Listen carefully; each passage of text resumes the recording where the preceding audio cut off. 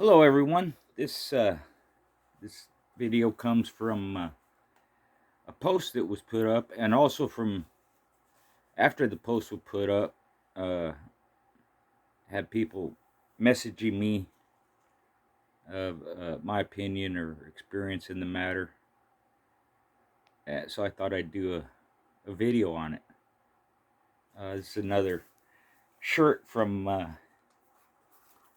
um, Isaac Smithy Smith and Swifty McVeigh. Isaac Smithy Smith, yeah, nice shirts. And you can contact Swifty McVeigh on Facebook if you're interested. They're nice shirts, well made, nice logo. There's something on the back too. I don't want to turn around because I'm here by myself and I can't point the camera correctly, but same logo on the back with some more coloring. Once again, this video is not intended or meant for any illegal purposes.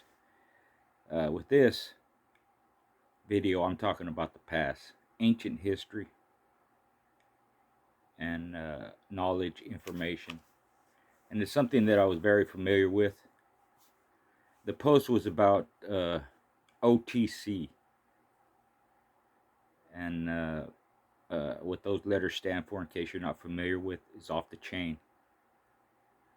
So I'm going to kind of go through the differences or the meanings of these words within the pitbull fraternity that were used in the past: contract, OTC, and roles. Now, a contract match in the past meant just that, contract. It's a signed document between two parties that agree on having a show between two dogs. And in the distant past, it was legitimately a contract, a written out contract. And even the UKC, who developed the standard for the pit bull and was the first entity to name it the American Pit Bull Terrier, sanctioned pit fights. And they had all the same standards as they would in later days. This ended for the UKC, I think it ended in 1935. So after 1935, the practice still continued. The only difference was with the UKC, they had sanctioned referees.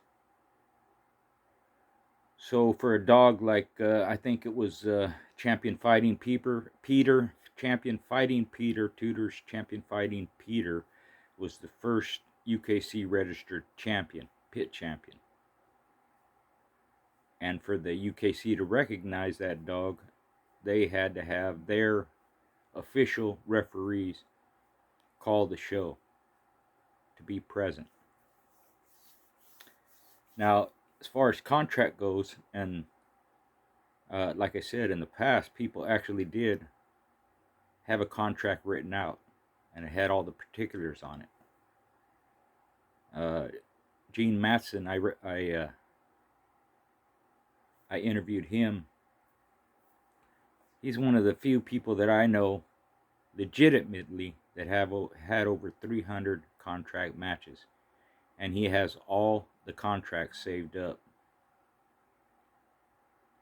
And that's the one of the things that I wanted to talk about, the legitimacy of it.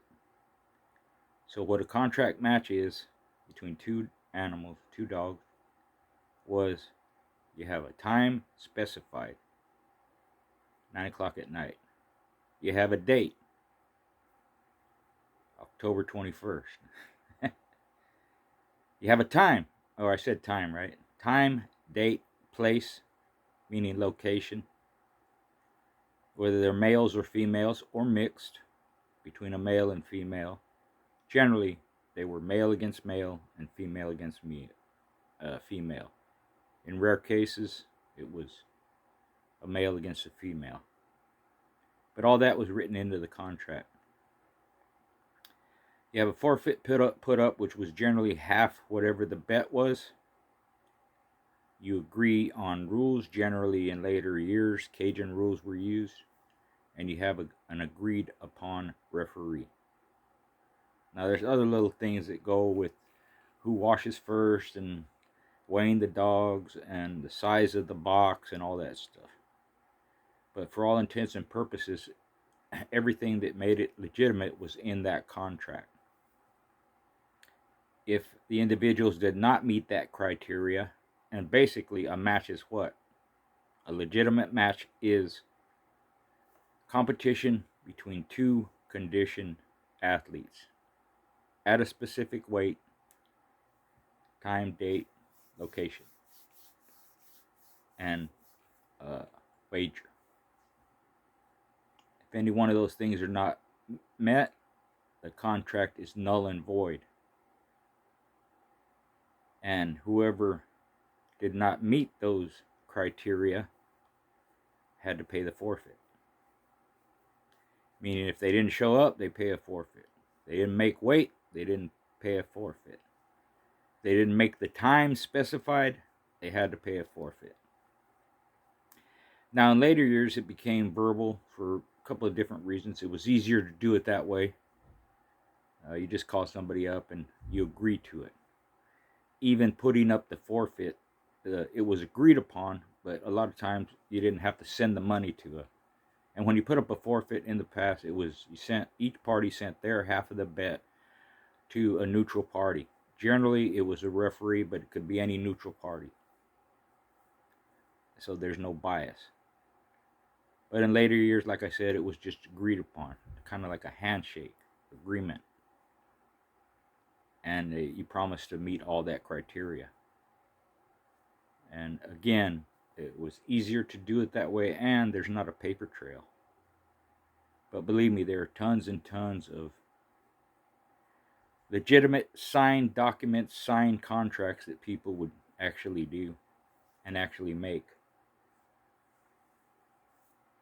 And the reason for that is because people felt at that time that this was a legitimate sport. And to be legitimate, it has to be as professionally ran as possible. That gives legitimacy to the conditioners, to the handlers, to the referee, but most importantly to the dogs. So that's basically what a contract match was. Off the chain, meaning off the chain, is there could be a wager, and it's between two individuals, and it could be a time and a place and all that, but generally there's no specified weight, and there's no specified amount until the two parties come together, and there's no forfeit put up. Dogs can be conditioned or not conditioned. But off the chain doesn't meet any of the criteria of a contracted match, or it doesn't meet all the criteria of a contracted match. You could have a referee or not have a referee. You could have certain rules or not have certain rules. Or not have any rules. You just let them go, and whoever gives up first is a loser. Or whoever wants to stop it is the loser. And like I said, sometimes there's a referee, sometimes there's not. And I've noticed in recent years just conversations about the subject, not anything legitimate, not anything that anybody's doing anything wrong. It's just the question that's raised, are OTCs legitimate? In very rare cases, they can be deemed legitimate if they follow the criteria of forfeit, weight, place, time, referee, location, all the stuff I just mentioned. And I'll give you a case. Let's say you had a dog hooked up. something happened to him during the keep. And again, it generally means a conditioned dog, right? But there's no specification over how long the keep has to be. It could be 2 weeks, 4 weeks, 6 weeks, 8 weeks, 12 weeks, whatever it is. But a contract means between conditioned dogs. So in some cases, you have dogs that are in generally good condition or shape all the time. I've referenced Boleo dogs in the past. A lot of them, you didn't have to hardly put any work on them because they kept themselves active all the time. So they were down in weight. They were in good shape. They have good natural ability.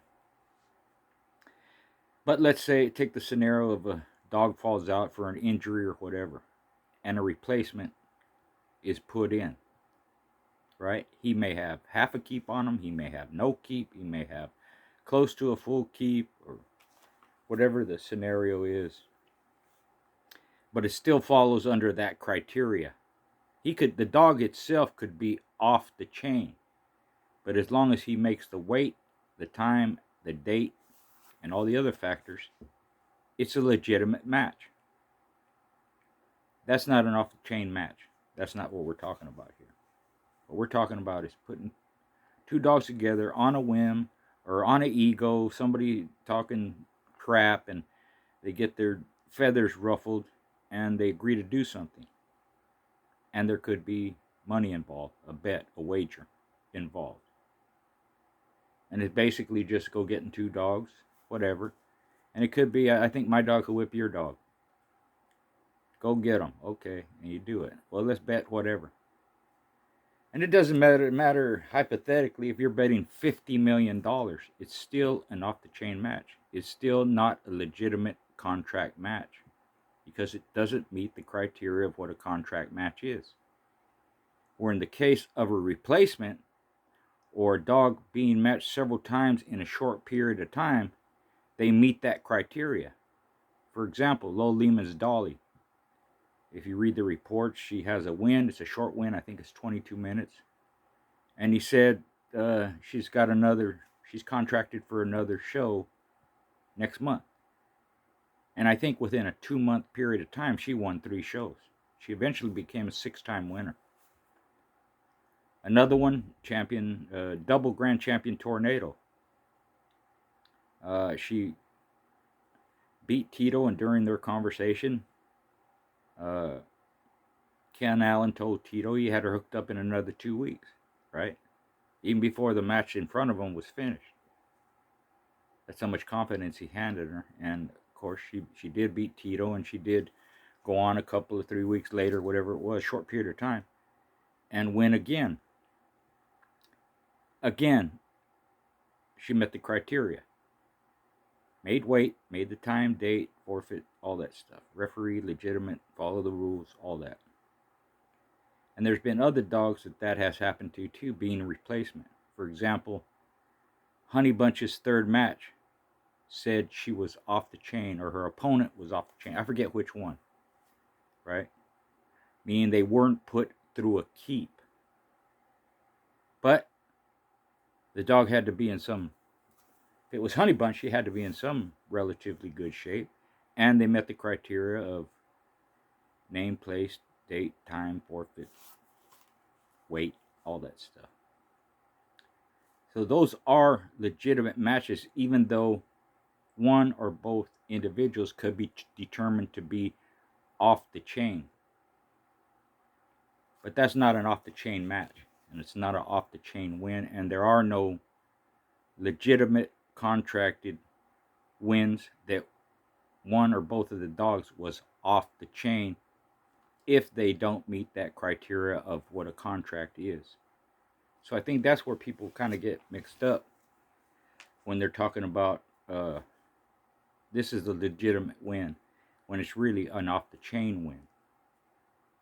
If it meets the criteria of the contract, it's a legitimate win.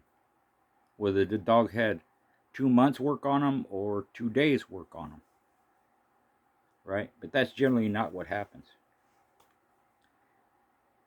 A roll is just that. A roll is like sparring. It's educational for the dogs. It's experience for the dogs. There's no there's no time set. There's no time period. There's no weight set. There's no nothing. That's just up to the people. If they want to do it, a schooling process, as they've been known to be called, right? Kind of like sparring and boxing. It's for them to learn, for them to show you what they can do and what they have and how intelligent they are and all that. So basically, an off the chain, a real off the chain, it's a moneyed role. That's all it is. Two people putting two dogs together for some money.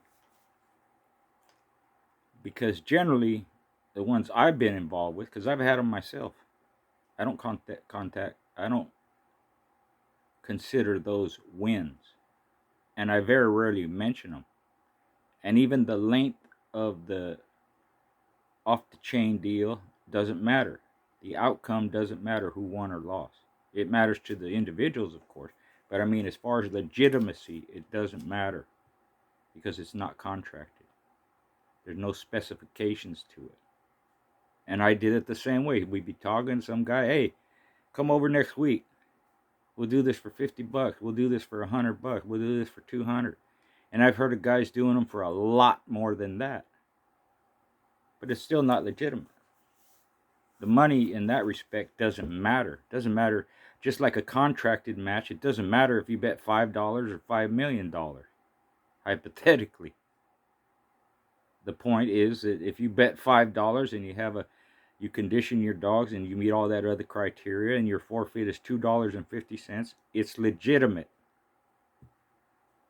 Now, of course, people are going to say that don't mean this and that. That's not really a wager. It's whatever it is. I'm just using it as an example because the money factor is not factored in to the legitimacy of the show. And what are those criteria for the contract. So it doesn't matter how much was bet in the past. What matters is the professionalism involved. And the reason, some of this stuff bothers myself and apparently a lot of other people, because I've been getting a lot of messages about it, is because it takes away from the dog. It takes away from the credit the dog is supposed to get, and it makes a dog getting credit that he's not supposed to get null and void. It's not legitimate. And in my opinion, even though I have done some of those, most of mine I didn't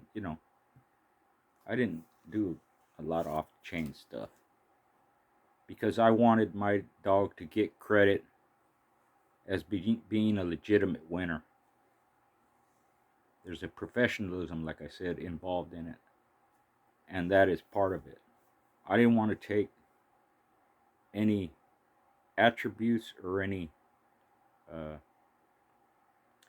positive that I felt my dog could potentially have or had coming to it. And that's what these off-the-chain wins, or people that say they're legitimate and I have a 3-time winner, but they don't tell you it's off the chain.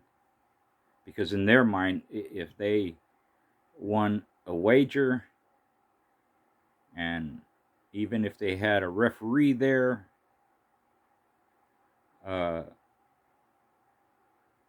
then it's legitimate to them. And I said there's a distinction. Off the chain, there's really no specified weight. There's no really specified time set or date previously set, other than, hey, let's do this next week, or they're standing around, hey, let's do it now. Because if you're speaking in advance, 4 weeks, 6 weeks, 8 weeks in advance to do something off the chain, why don't you just do it as a contracted show? Why would you do it off the chain? Now, there's a lot of underhanded stuff that goes by, and you hear the stories, and people can just figure out how they can get over on someone or how they can get by. Yeah, my dog's off the chain, but he's really conditioned. And yeah, my dog's your size, but we're not going to really weigh him up, And if they do, there could be just some discrepancy of a quarter pound, half a pound, 1 pound, 2 pound, 3 pound, 5 pound, whatever it is. And has there been times that a dog that doesn't have a keep on it beat a dog that did have a keep on it? Yeah. Yeah. And if that criteria was met, is it legitimate? Yeah, it's legitimate. But most of them are not. Most of them are not. A lot of times in my mind, I just think the people are lazy. Why not just put your dog in shape and do it? If he's a good dog and he can win 2, 3, 4, 5 off the chain shows, why not just do them legitimately and give the dog the credit he deserves? And even if you do 1 or 2 off the chain shows, if you in the past, if you wanted your dog to be legitimate, those don't count, so you have to redo them again. You're just wear and tear on your dog, and you're gonna have to put them through a keep so it could be legitimate. And they it didn't make sense to me to do that, which could be a reason why these guys want to count off the chain shows as real wins, because they know they would have to start back at the drawing board, start over, where the dog won 2 or 3 off the chain, but he only has 1 legitimate show that he won, or 2, or 3, or whatever it is. So those are the differences, and that's why there's a lot of controversy over it. Because every time you ask, well, what about this and what about that, the only thing you can refer to for it to be either legitimate or not legitimate is contract. What does the contract say? If it's not legitimate, for me, you're cheating the animal of his accolades. And it's not fair to the dog. If you really love and respect your dogs, and you have a sense of professionalism about you, then you have to take that in consideration. Because whether it's contract, roll, off the chain, it's wear and tear on the dog. And to me, it would be a shame to lose a dog like that, or lose teeth, or have a severe injury, a career-ending injury, whether he won or lost, and it's not considered legitimate because the criteria of a contract wasn't followed. So even like in boxing, there's, especially way like in the 1800s, late 1800s, 1900s, a lot of these professional fighters, when they were younger, and even after they turned professional, they would have fights for money, whether at a bar, whether it's a get-together, whether it's at a circus or an event or a carnival, and they would fight and win money. And someone had dozens of them, if not hundreds of them. And generally, it was either fight to see who wins, knocked out or whatever, or maybe for 2 or 3 rounds. That was it, right? But they weren't legitimate wins because they didn't follow the criteria of professional boxing, right? And mainly, the main criteria at that time was the weight division. What weight are you fighting at? So you could have a little guy like former power punching, hard hitting Jimmy Wild, who at best weighed 100 pounds wet if he weighed that, fighting guys 130, 150 pounds. It was just a fight and a way for him to make money and exhibition for the public that paid to watch it. But it wasn't counted towards his professional career. Or if a boxer goes out and does exhibitions here and there, whether it's just a sparring match to show the public, or whether it's 2 guys that have a grudge, or they're legitimately trying to knock the other guy out, it's still not considered an official win. even if there's a referee in there. A lot of times they have headgear on. And again, they're not fighting at a specified weight. It could be two heavyweights. But it could be two guys at a lower weight, and one guy weighs 140 and the other guy weighs 150. And it's an exhibition. That's not legitimate because there's no specified weight. No money was put up other than to pay the fighters for putting on an exhibition. Right? And more so legitimate way in the past, because in those bare knuckle days and early gloved era, there wasn't a purse for each fighter. It was winner take all. Whoever won all the money, and the other person didn't win anything.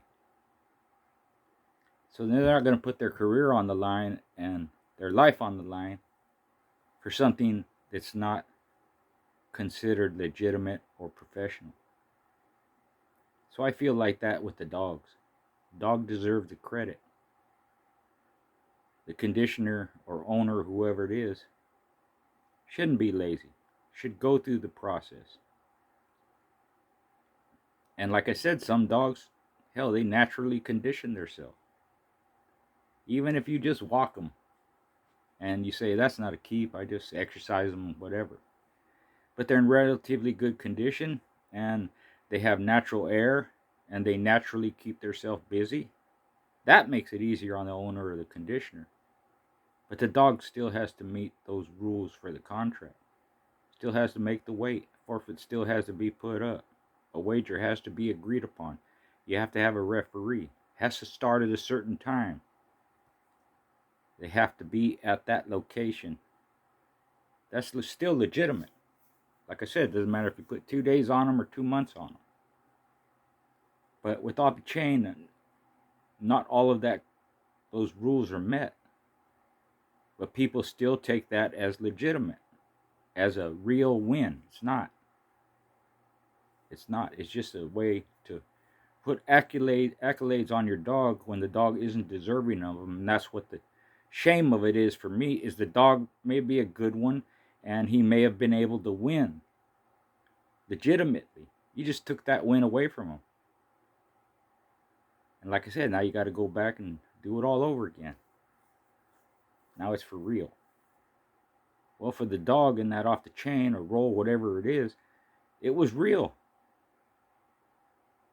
So why didn't you put the time in and make it legitimate? Why don't you have that professional sense of honor and give the dog what it deserves? I mean, I've seen some crazy stuff. I even saw an argument being made that if someone collected a forfeit, then that was considered a win for his dog. No. And I don't know where people, it's kind of like people want to do anything to be considered legitimate. And they'll break any rule or they'll change any rule. And most of them are common sense rules, or most of the rules are common sense based.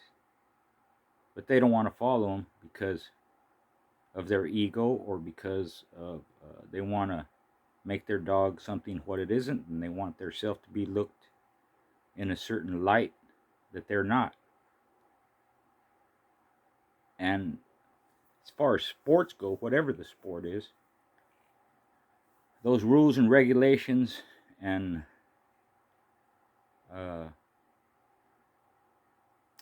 criteria that have to be met, that's what sets it apart from not being professional, or being an amateur, or not being legitimate. That's the difference. And all the people I dealt with, literally all the ones that I beat or lost to, all had that same mentality. And it doesn't mean they didn't do off the chain stuff. They did. But they didn't claim those as contracted wins. And even in some of the old magazines, you see this dog, that dog. 3-time winner, 2-time off the chain. They specified it so people would know exactly what they were buying, or what they were breeding to, or what they were getting, or what the record was of the dog. In later years, that started to change.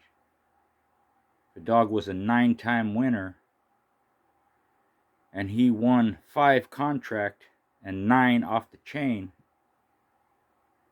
That's all they put, was a 9-time winner. They didn't specify the difference. Is a dog a legitimate grand champion if he won 5 contracting matches? Yeah.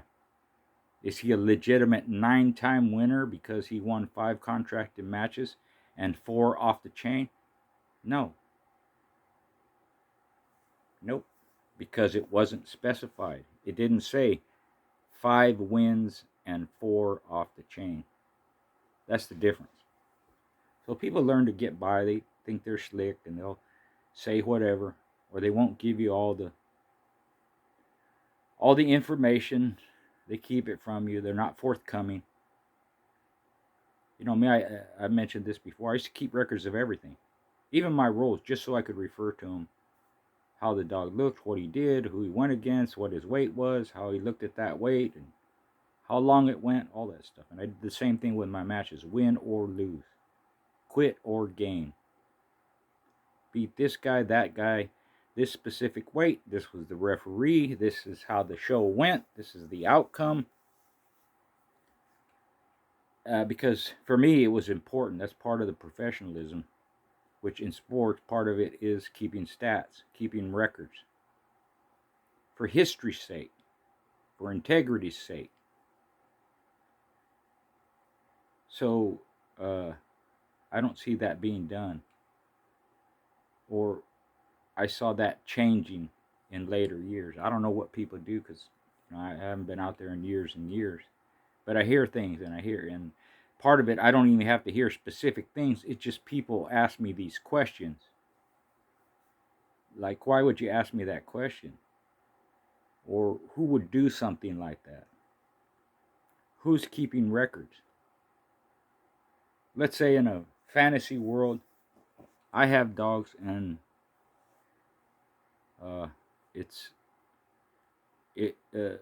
dog fighting is legal per se. All these records, all these times, dates, all that stuff, who you went into, who the referee was, it'd be easily encountered. You could be able to find out. But because of the atmosphere today, I wouldn't go around asking people if they told me hypothetically they did something. I would not ask them, who'd you beat and how long did it go and where was it at and what was the weight, who conditioned, all that stuff. Just normal dog talk that we used to do in the past, right? And because you can't do that, that opens it up for people to say and do anything and for others to believe them. So I one of the things I'm saying here, don't ask for that kind of information. Don't talk about that kind of stuff because you never know who you're talking to. But as a general rule in the past, that was common. So if it was legal, those would be, if it's somebody I didn't know and they told me they did something, that would be the questions I would ask. Well, who'd you beat? What was the weight? Who reffed it? Who was there? What dog was it? What's the name of your opponent's dog? Just common practice of interaction, talking about a sport, just like people talk about stats. How many touchdowns were in the game and how many defensive play, what yardage was covered, how many baskets did a certain particular person make, and how many rebounds, and how many home runs, how many strikeouts, what's your ERA, who's the pitcher, and all that stuff. That's all it is. That's all it was in the past, is information that is important to the history of any sport. But like I said, today's world, people have learned to maneuver their way through where they don't have to give the information. And I'm not saying they should, but what I am saying is they shouldn't lie about it and make people believe that something is legitimate when it isn't. And was that done in the past? Yeah, it was. But not like it came to be later on. So those are the difference between contracted, off the chain, and rolled. And I think it's an important subject, if nothing else for history's sake, how these things came to be and what they mean. All the verbiage in the pit bull world, regardless of what you do with them, has a meaning, and they don't generally overlap. And a word or a phrase has a particular meaning. It's not across the board, and it means whatever you want. Meaning, off the chain is not a contract match, and a contract match is not off the chain. They don't intertwine like that, unless, like I said, the criteria is met. So, again, little historical stuff. Thanks for the t-shirt. I got one more to wear. They're nice t-shirts. And if anybody agrees or disagrees, feel free to comment and give me your opinion. And if you think I missed something, let me know, and I'll reiterate it. I could always make another video. So once again, thanks for your support. Like and subscribe, and another vid coming up shortly. Some more interviews too. I might have Mr. Gray on here. I might have Hunter Man, some other people too. Thank you.